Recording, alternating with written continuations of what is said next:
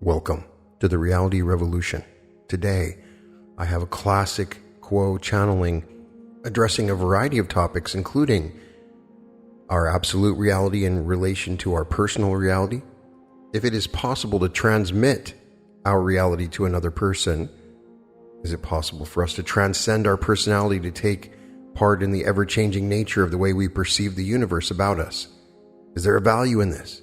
Is there any way that we can know with some degree of certainty that what we are dealing with is true or real? Quo is a group of higher density beings that LL Research channels and has channeled for several decades. They address a variety of spiritual topics. We've read hundreds of these channelings so far on the channel, and each one has been inspirational and powerful in the way it changes my understanding of spiritual ideas and situations. We begin with a channeling delivered on March 19th, 1995. We begin with Carla channeling. We are known to you as those of Quo. Greetings in the love and in the light of the one infinite creator. It is our privilege and our blessing to be able to blend our vibrations with your own at this circle of seeking. We are grateful that you desired to call us to you, for by doing so you enable us in our chosen path of service to the one infinite creator. Thus you give us precious treasure, and we humbly thank you. If those opinions which we share at this sitting do not sit well with you, we request that you leave them behind, for we are not authorities. We are neighbors walking the same path, perhaps a few steps ahead, that is all. Thusly we ask each to use his own discrimination and accept truth for the self when it comes, with that characteristic feeling that this is something that you knew all along and have just now remembered.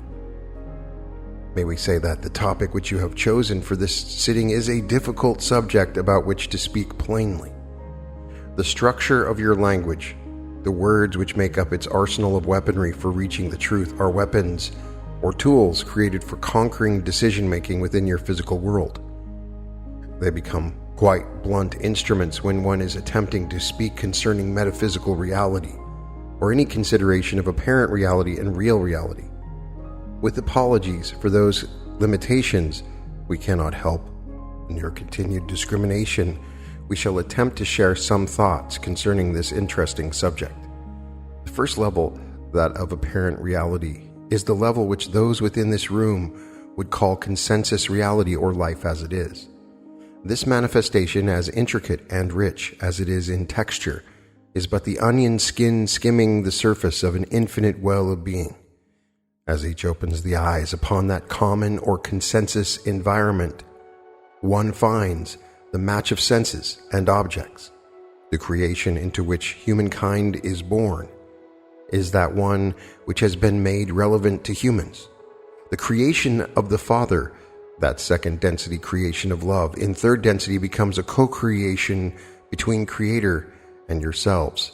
And as humankind has worn the round trail in walking many cycles of experience, those many, many footsteps of manifestation again and again have worn certain biases smooth with age, that they seem more real, more deeply relevant than other common experiences of humankind.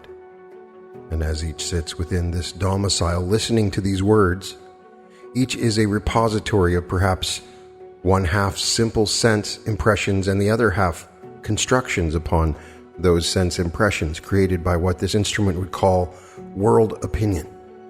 In other words, the onion skin of the visible and seen existence, though very tough and resistant to puncture, is quite thin, and the entity with a sharp needle of selfhood simply pierces that onion skin to move into the depths of that ocean that is being or consciousness. Now there are clues and hints in plenteous supply even within your everyday reality, if you would call it that. There is enough information that lies like litter about every doorpost in the ordinary of things to create catalyst which produces the most excellent manifestation, the most complete transformation, the most satisfying epiphany for those seekers who are called to such a ministry, be every day and ordinary surface holds every tool and resource necessary for utter realization and clarification of being. However, most seekers prefer not to work with the ordinary and everyday, but rather to seek that which underlies or overshadows or surrounds the everyday and the ordinary. The depth and reality of the being below the surface fascinates and attracts the seeker, who is not content to be lost in bliss, gazing at the dust, at the leaves, at the air, but wishes to know more about himself or herself, which is to know how deep that self may go. Is she truly other than the everyday? What is his truth? What is his mission? The voyagers attempting to sail into that ocean which is the deep mind are seeking a truth that moves beyond limits into the ineffable. Within each seeker's mind and heart, these voyages are chosen in a darkness, a blackness of shadow, and as sails are set, they are set through faith or hope. And the voyager must trust the wind, must simply raise that sail, which is desire, and then wait patiently for the wind of spirit to fill that sail and to determine the course and the weather of the journey. The seeker within metaphysical or time-space reality is as the miner who wishes hidden treasure. In fact, that treasure is cunningly and cleverly hidden within the self, within deep memory. Yet that which is true of the metaphysical universe is true in a systematic or processional way, so that the seeker who travels in this dark and shadowy sea becomes more aware only after much experience of simply sailing about metaphysical waters. The truth comes into consciousness more like a scent. An aroma is detected, and the nose follows that scent and takes you to the bubbling pot of delicious food. Seeking within the metaphysical realm is of that nature. You simply must follow your intuition, which is the olfactory organ of the metaphysical universe. And we may say, to the one known as N, we certainly hope that we have a pleasant smell. Now, the one who seeks upon the onion skin of perceived reality and the one who seeks delving deeply into infinity and eternity have in common that they are dealing with illusion. We also deal with illusion. It is our limited and perhaps faulty understanding that all is illusion except the one great original thought, which is love. If there is a you which is seeking, that collection of energies which is you is an illusion. If there is no illusion and only reality, that reality does not know itself, for it is one. Ironically enough, then, free will dictates that anyone who seeks by virtue of being, an entity seeking, is seeking an illusion. Each sees illusion, but further, each is illusion. The manifestation that is each is an illusion. The personality that seems so deep and strong is an illusion.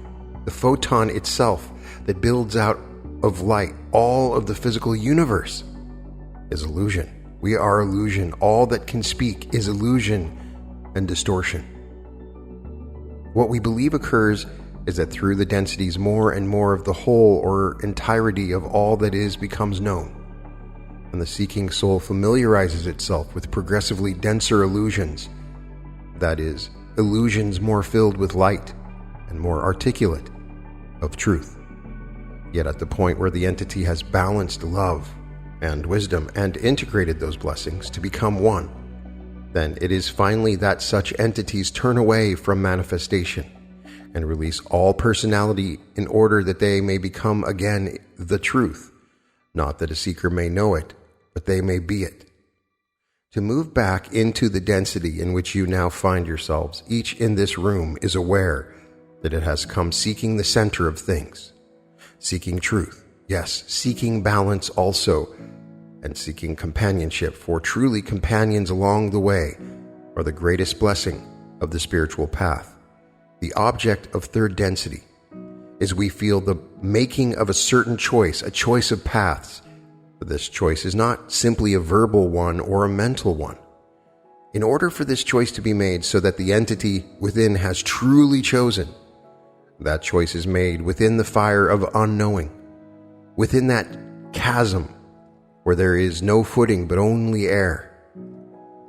process that seekers go through in order to attain a firmly made choice is not an intellectual process, nor even an intellectual emotional process, but rather, it is, as this instrument would say, a journey from head to heart, so that it matters not so much whether one sees clearly as it matters more that one may desire more clearly. To hone the edge of the thirst for truth is to improve that search in its efficacy.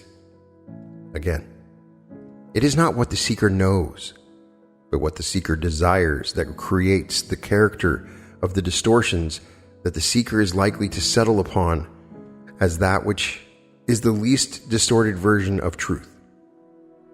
Once it has been accepted that all truths are to some extent distortions of a truth that is ineffable and unknowable, then there is perhaps an easier and more relaxed attitude towards this process of knowing the truth. If all things are shadows, if all things are to some extent not what they seem, then the heart is free to open in pure desire to whatever truth it may pick up with its various antennae, which it does not know. It has but which the being which lies within knows well how to use. Thusly, the great tool of intuition and hunch and feeling is to be praised within the spiritual seeker, for these whimsies often are the result of the mind's making connections intuitively that make no intellectual or logical sense. Consequently, we encourage each to follow the hunches and to refrain from being concerned, particularly as to whether or not that hunch is a whim or true intuition. It is our bias to feel that for each entity, this searching for a more real reality is an entirely private matter.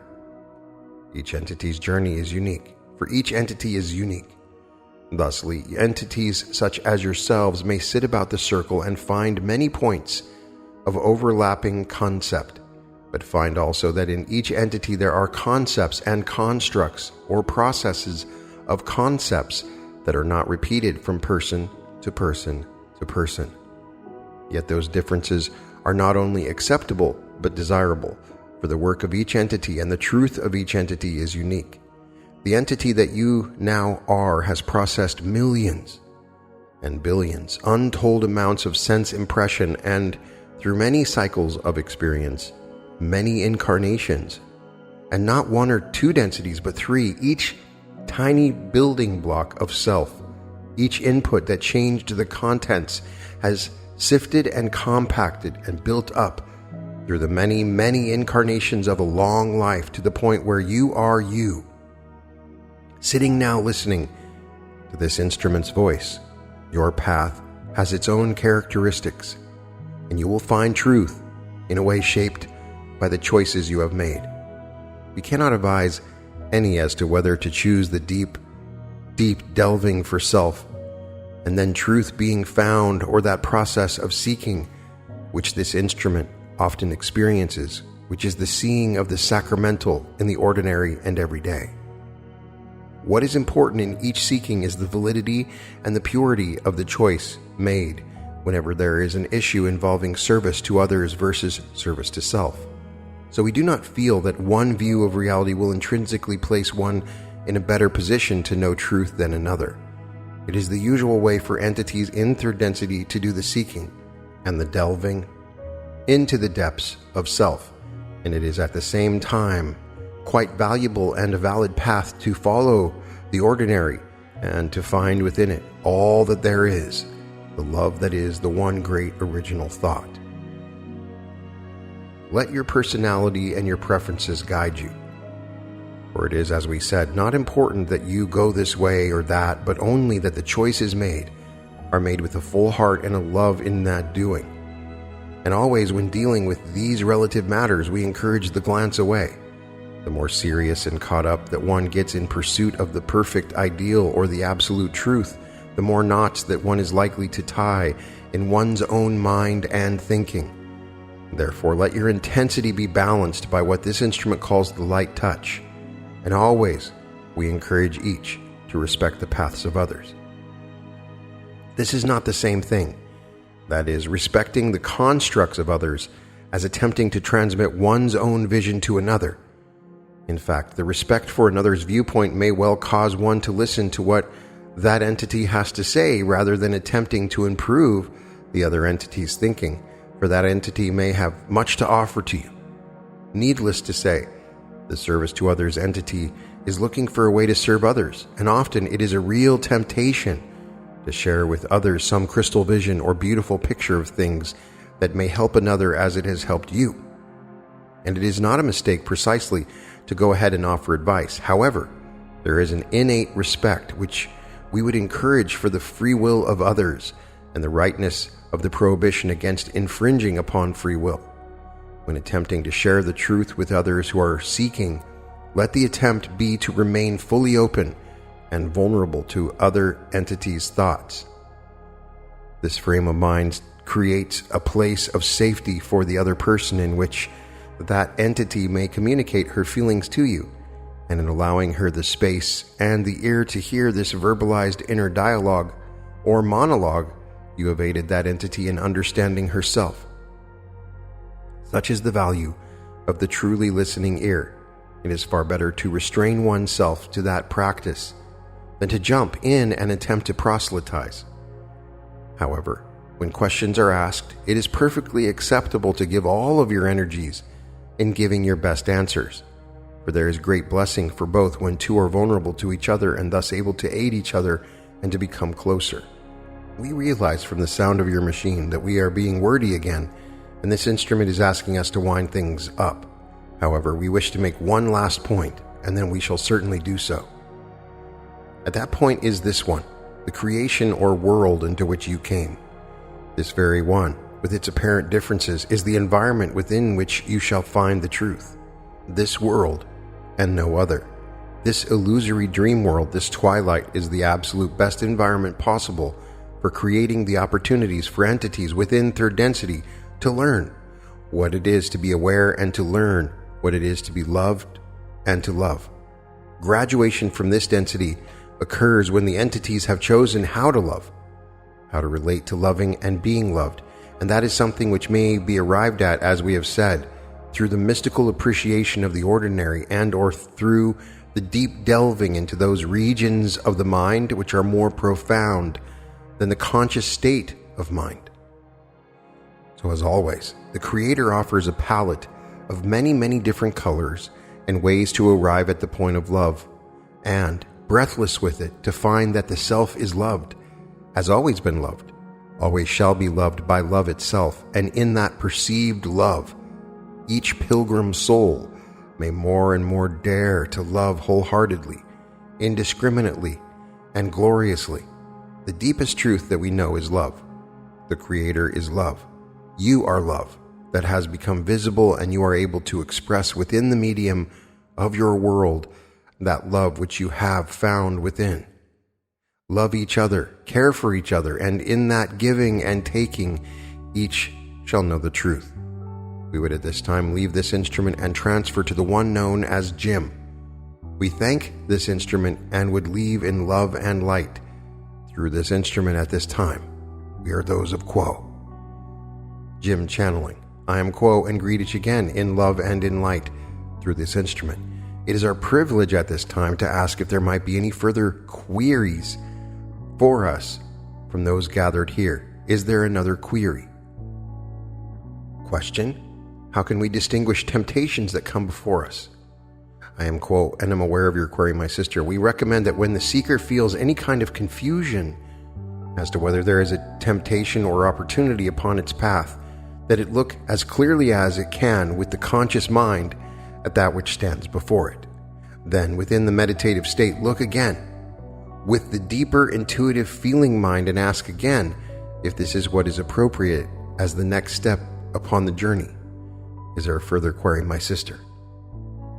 Since we are talking about reality, it seems that sometimes in third density, we may interpret and experience one way at first, and then later seems quite opposite. We have changed through time, it seems. Could you comment on that? How can we distinguish what the third density personality desires and what actually comes upon the seeker's path? I am Quo, and we believe that we grasp your query, my sister. Please query further if we do not. we would suggest that all which any entity perceives, as we said previously, is illusion. For if there is the perceiver and the perceived, there is illusion, for all in truth is one.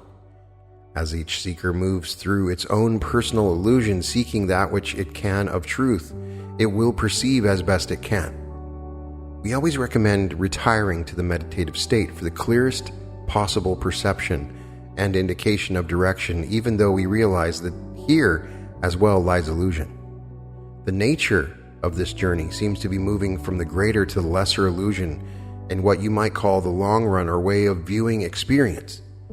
In this process, when it is functioning efficiently, there is the clarification of experience, of perception, and of desire to seek further. Thus, it would be expected that one could look, as you would say, back upon experience and see more clearly the nature of the experience as being more or less or partaking of that which is real. Thus, we say to each seeker, value that which you have experienced, build upon it as best you can, and seek always the heart of love within each entity and experience, knowing that you shall, even with the best and greatest of efforts, misperceive greatly and frequently. This is why we say that the qualities of faith, that there is a greater reality and will to persevere in sifting through the lesser experiences of reality, are those qualities which shall be of most aid along the path of the seeker of truth. Is there another query, my sister? Not at this time, thank you. I am Quo, and we thank you, my sister. Is there another query, my friends? Question: is it true that there is a material soul? Is this what we are in our innermost beings' souls? I am Quo, and we believe that we grasp your query, my brother. We can say to you, my brother, that each entity that moves with free will has moved along patterns of incarnations for eons of time, as you would measure it, and in this movement has had what you would call soul or individual spirit's experience, which has gleaned the harvest of each incarnation and has grown by each harvest, and in addition sends forth itself into countless further illusions in order that it might accrete to it more of the one Creator's attributes, which it feels are necessary and helpful in returning to the unity of all that is. Is there a further query, my brother? Question: in referring to the returning to the unity of all that is, are you referring to the returning to the seventh density merging of the unified body with the one Creator? I am Quo, and am aware of your query, my brother. We have been referring, as you are most correctly in assuming, to the journey that entities take through the densities of light and experience that are the path of the Creator to the Creator. These densities of light offer larger and larger arenas, shall we say, in which each seeker might seek, know, and express the truth of its own beingness. When this experience has been carried out to the extent that the density of foreverness has been achieved, that in your numbering is 7, then the entity begins to turn in full to the rejoining of the one Creator, leaving the personality gained as a seed for further growth by the one Creator. The movement into total unity is that movement into what we see you have called the 8th density, or that which is likened to the black hole, which draws all into it in a matter which is completely unified, and begins again that great cycle of creation upon another level of vibration. Yes, you're saying that the universe will coalesce and form a black hole, or are you giving this as an analogy to the spiritual realm of that physical process? I am Quo, and if we are correct in grasping your query, my brother, we would say that both assumptions are correct. For the phenomenon which you know of as the black hole is but the completion of experience in one octave of densities, that is the seed for a further octave of densities on, shall we say, the other side of the black hole, so called. Is there another query? In what sense are we all one? I am Quo, and am aware of your query, my brother. We would suggest that the nature of this unity is complete. You are likened to actors upon the stage who, though remembering their lines, forget their true personality, and at some point in the drama shall aid others in their remembering by their very essence and nature of their being. Is there another query, my brother? I am Quo, and we would ask if there is another query at this time. Question: knowing that everything is illusion, including these queries, and knowing of free will, yet knowing that there is no freedom, how would you prefer to look at this situation? I am Quo, and am aware of your query, my brother. Our preferences as a point from which to view our experience and our universe is what you might call playful curiosity. We are infinitely amazed at the intricacy, yet the simplicity of all creation. Is there a further query, my brother? No, thank you, and it smells very nice. I am Quo, and we are grateful to you, my brother, and would also say that the scent of this group is most intoxicating to us as well. We then move to a channeling delivered on May 6th, 2007. The Bhagavad Gita and many other positive spiritual teachings speak of self-control as a beneficial and necessary element of the positive seeker's path. Self-control in the face of temptation and in directing the will for the purpose of spiritual pursuits versus worldly pursuits. Yet Ra offers an alternative understanding in negating control in favor of acceptance and overall balance. Is there a positive use of control? Does control play any useful role in the discipline of the personality? Can one control, for example, through acceptance, meaning that which has become accepted is able to be controlled or directed? Carla channeling. We are those known to you as the principle of Quo. We greet you in the love and in the light of the one infinite creator, in whose service we come to you this day. The word control has a sometimes negatively oriented feeling behind it. As one may say, a person is too controlling or something of that nature, and yet it is clear that from the beginning of the life of a human in third density, the learning which you undergo has a great deal to do with control. The infant must learn to control the movements of his mouth and the breath that comes through his voice box in such a way as to reproduce the language that he hears about him in his crib and in his cradle, so that he may ask for food, comfort, and relief from wet diapers by doing something besides crying. It is not too long before parents are asking their young children to control their bladder and their bowels so that they can come out of diapers and be free of the need for changing their diapers. One thing after another that the young child meets in his life becomes a matter of learning how to control various parts of his body. He learns carefully how to form letters with his hand and to do other skills that are done with the hands and that promote a more deft and agile use of the fingers. The mind is asked at a very young age to begin to take in data and organize it into banks of information that can be used readily. The alphabet is learned and the numbers are learned, then words are learned and reading begins. And for the entire travel from childhood to adulthood, skills are taught that the child learns to take in and use. And all these skills are learned by the student controlling and focusing his mind so that he may wrap that mind around these new thoughts and these new skills. It is not perhaps thought of as a matter of control, and yet all of an adult's preparation for life has to do with control, and we do not mean to suggest that there is a negative or positive spin to this control. The culture in which you live is one in which these skills are considered quite necessary for survival and enjoyment of the finer things of life, such as indoor plumbing and the comfort and convenience of life as you are aware of and are used to living in. Certainly the idea of control can be very negative. The tendency of entities in third density to manipulate and control the circumstances around them can turn into a very dark way of handling life. And each of you has perhaps known those whose life is spent in plotting and scheming ways to control the outcome of events that are important to such people. Usually such control is over small things, and yet the sum of one person controlling another over a period of time is a very strong negative polarization towards service to self. And it is definitely a service to self energy to think of or to contemplate the self as a person setting out to control circumstances that have to do with other people and indeed are not. In terms of positive polarization available for such control. On the other hand, there are indeed very positive uses of control, and this instrument would call it self-control.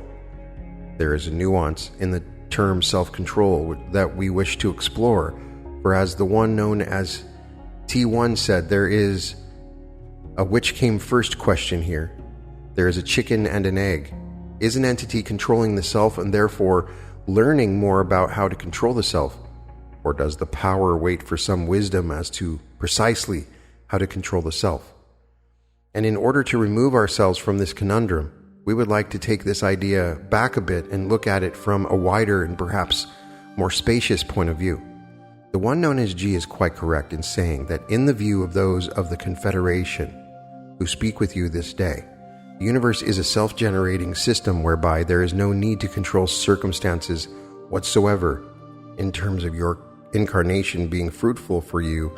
Have set up a system of redundant possibility, probability, vortices, so that if the incarnational lessons that you have chosen to ponder in your particular incarnation do not gel for you in one instance, and you may have perhaps missed that catalyst, there will be another circumstance that will come your way very soon that will offer you the same kind of catalyst, the same kind of challenge, and the same kind of questions that you may ask yourself about.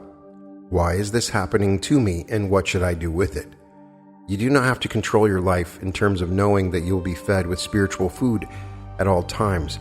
This is not a cause for concern, and this perhaps can rest your mind, for when you do not need to reach and grasp for the spirituality of your day or the cogency of the catalyst that is being presented to you, then you can relax and focus simply on paying attention to the present moment. Let us go back further than this, for we wish to set you on the stage of your incarnational experience, and we have not yet done so to our satisfaction. Who are you? My friends, you are the one infinite creator. That is the heart of your reality. You are a spark of the infinite oneness of all creation. And that spark is your consciousness, which has been wrapped into flesh and bone, so that you may experience life within this particular illusion. Therefore, you are spiritual beings dwelling in a material and physical world. Everything that is at the center of your being calls out for the Creator and sees life from the point of view of spirit. Yet you have been brought into a culture which encourages precisely the opposite bent of thought. Your culture encourages you to release thoughts of spirituality in favor of thoughts of functionality, economics, socialization, doing what is expected, and so forth. These two energies are a dynamic that are with each entity within third density to one extent or another for his entire incarnation. The minute that a spirit forgets the heart of his being, he may well be able to convince himself of a number of things. He may be able to convince himself that he may control others for their own good. He may be able to convince himself that those things which he believes are such good beliefs that other entities need to believe that way too, and so he may become one who bullies or coaxes entities into worshiping a certain way or believing in a certain system of dogma. All these are subtlety but markedly negative or service to self, and that they are using the power of the human spirit in order to change others. Yet an entity which is a part of the Godhead principle need to be concerned only with controlling himself. The work of the spiritual entity is always upon the self. The seeking of a spiritually oriented entity is always an inner seeking. It may well be that the processes of seeking bring the seeker into community with those who demonstrate unconditional love, and that is a great gift. But a part of the Godhead principle in actuality needs nothing from the outside. There is no need to reach. There is no need to grasp. All that is needed is already lying within your heart of hearts. The Confederation talks about acceptance rather than control because, from our point of view, once an entity has come into full acceptance or awareness of who he is and why he is here, that initial acceptance forms up into vectors. Each thought and opinion that occurs within the awareness of being a spiritual entity has a direction to it that is spiritual in nature. As entities accept completely that they are part of the Creator, they become aware that beneath the level of constant and unremitting human error, they are worthy.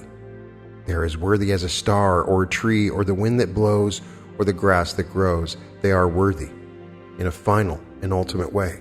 They have not found the heart of that worth. It takes many densities of experience to refine the self to the point where the self is transparent to the self, and that worth of self is clearly seen by the self.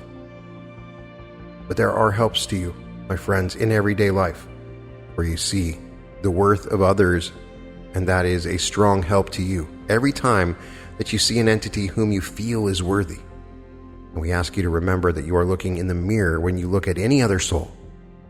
As you look into that entity's eyes, you and that entity are both the creator. That which you see as good in that other entity, you may stop and mark because you have just seen that particular kind of goodness in yourself. Were you not sensitive to that goodness, you would not have seen it in the other self. So let your own experiences of the goodness of others about you reflect back to you the truth of yourself. You are infinitely worthy. You are a citizen of eternity. Your stay upon the earth plane is a short one, and you came to give yourself the gift of learning and worshiping and being a part of the movement that is taking place upon the planet at this time to lift and transform the energy of planet Earth. And you are worthy to do this. Control helps you, or perhaps we would use the word discipline. Discipline helps you to maintain the focus of who you are and why you are here. It is not that this discipline is a judging discipline or an attempt to whip yourself into shape. You are not here to judge. You are here to love. And so the work of each and every seeker is primary and fundamentally the work of being. We find that this is a very difficult concept for your people to grasp. What is it to be? To breathe in and to breathe out? What is the worth of simply being? And yet the universe as a whole is one great interactive being, of which you are a focal point in a vast array of other sentient, intelligent points of awareness that are gathering experience for the infinite creator that it may know more about itself. The gift of being is always your most fundamental work as a spiritually oriented seeker. For the doing is at the surface of things. It is the being that gives the doing depth, breadth, meaning, and strength. Control is definitely necessary, for without self-control and discipline, the spiritual seeker may constantly find itself forgetting to keep the focus. Let us talk a bit about what focus that we would encourage you to keep. Each of you around the circle this day has discussed feelings concerning one's place in life, and in some cases the incredibly rapid time fleeing past, almost too quickly to grasp. Yet there is within each of you a center, and there is a great skill in finding ways to remind yourself to move back from the outskirts of truth and beauty in your life, always in towards the center again. Life will spin you out constantly. Catalyst will hit you, strong catalyst, illness, the loss of jobs, all of these difficulties that challenge entities who breathe in and breathe out and must find a way to keep a roof over their heads. And your job always is to see yourself spinning and gently, very gently encourage your spirit to spiral inward again to the place of power that lies within, to the place of comfort that lies deeply within, to the one infinite creator who waits patiently for you in your heart of hearts. The more time that you put into resting in your beingness, the more you will become aware of who you truly are and how powerful a being you truly are. And when you sense that power, then of course you want to use that power rightly, and that calls for every discipline of the personality and make such disciplines attractive to you. When you find the center of your power, that creative energy that made all that there is, then truly you wish to use it well and to use it wisely and to use it lovingly. And so you turn to those disciplines that have served you before: meditation, prayer, contemplation, inspired reading, walks in nature, and all of those ways in which you can come back to the truth that truly does set you free. So the question of acceptance or control, in a way, is a question of how you wish to look at who you are. Our approach to the awakening seeker is simply to ask that seeker to become aware of who and what he is, and to become aware of the fact that he is creating his own reality. When an entity has been on the spiritual path for a while, You may well begin to sense that there is one particular outer work that he has the cluster of skills to accomplish. And that may spark in him the desire to ask for guidance. And when an entity asks for guidance, the guidance is there instantly. There is no lag time.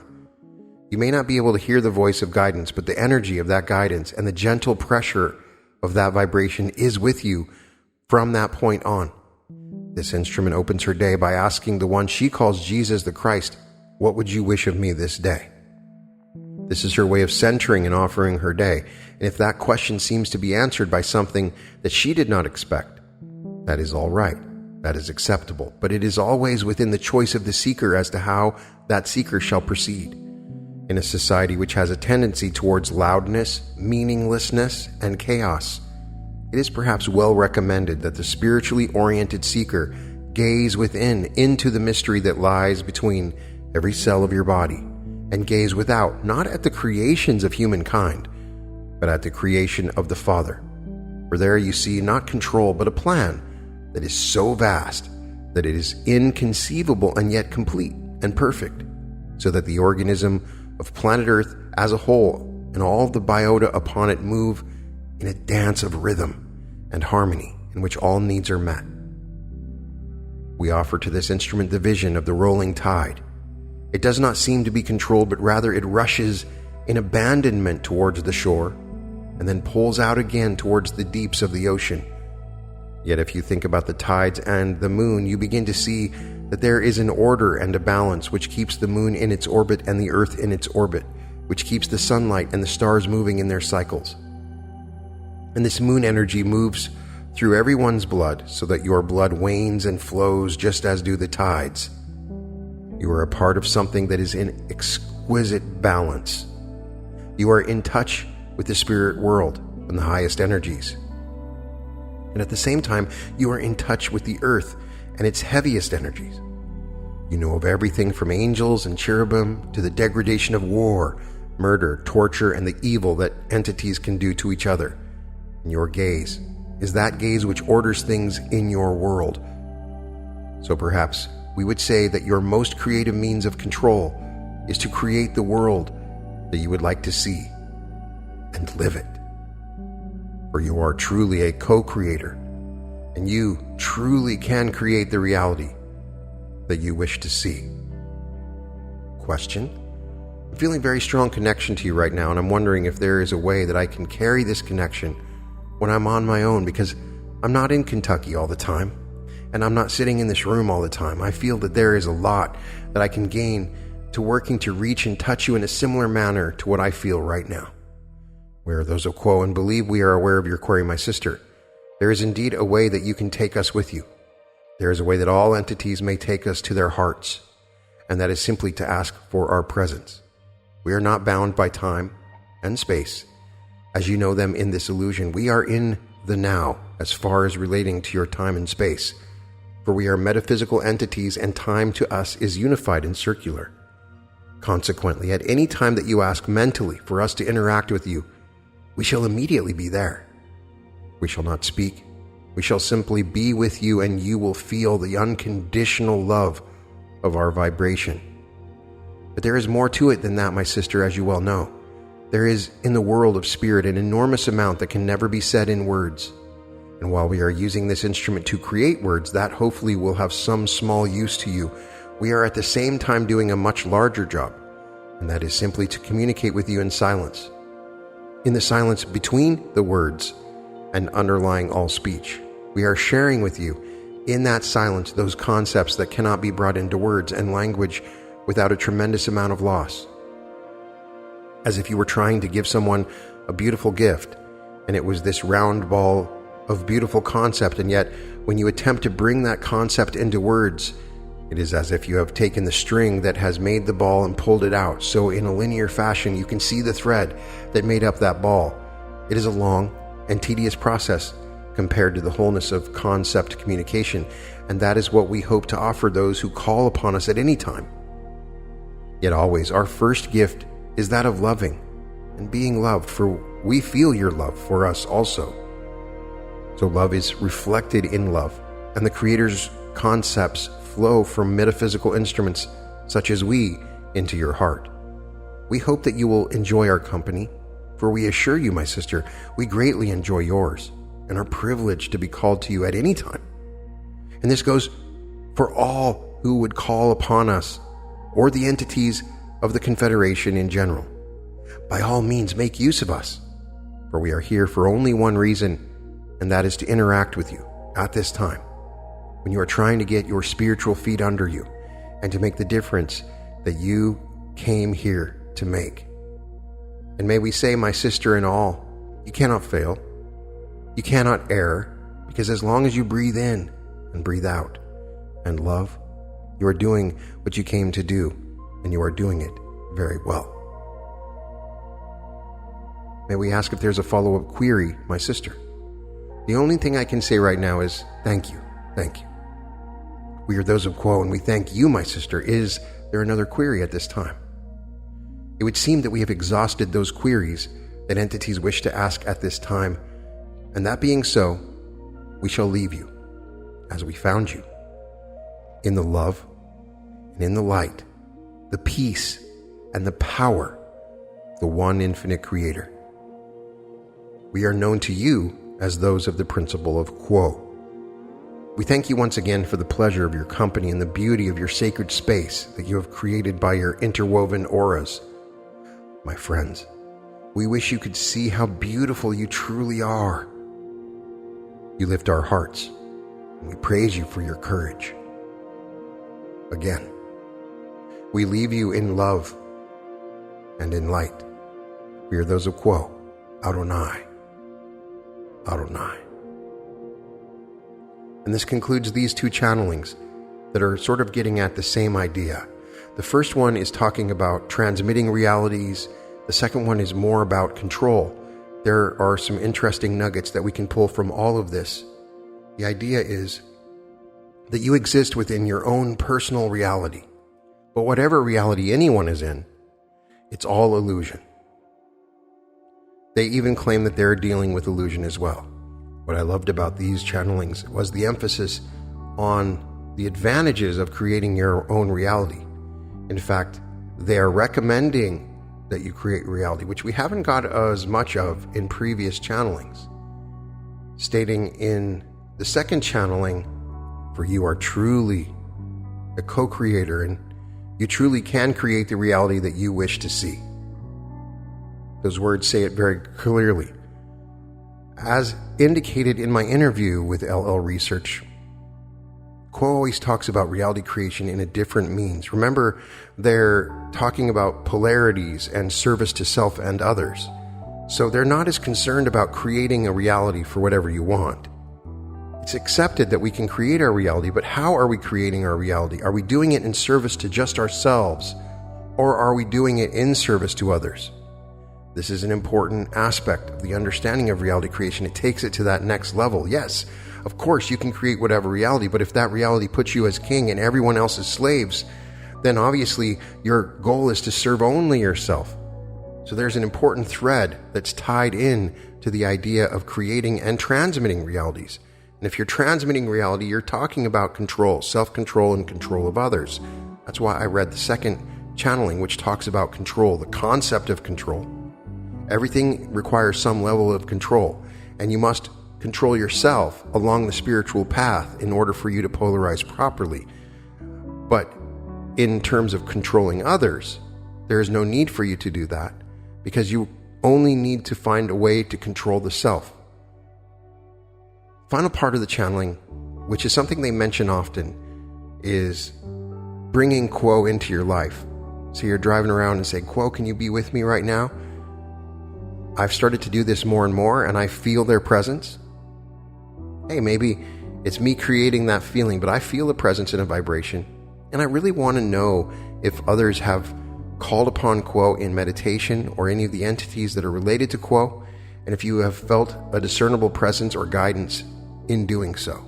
Please put in the comments so other people can see what your experiences were like when you did that. You can find all episodes of The Reality Revolution at therealityrevolution.com. And welcome to The Reality Revolution.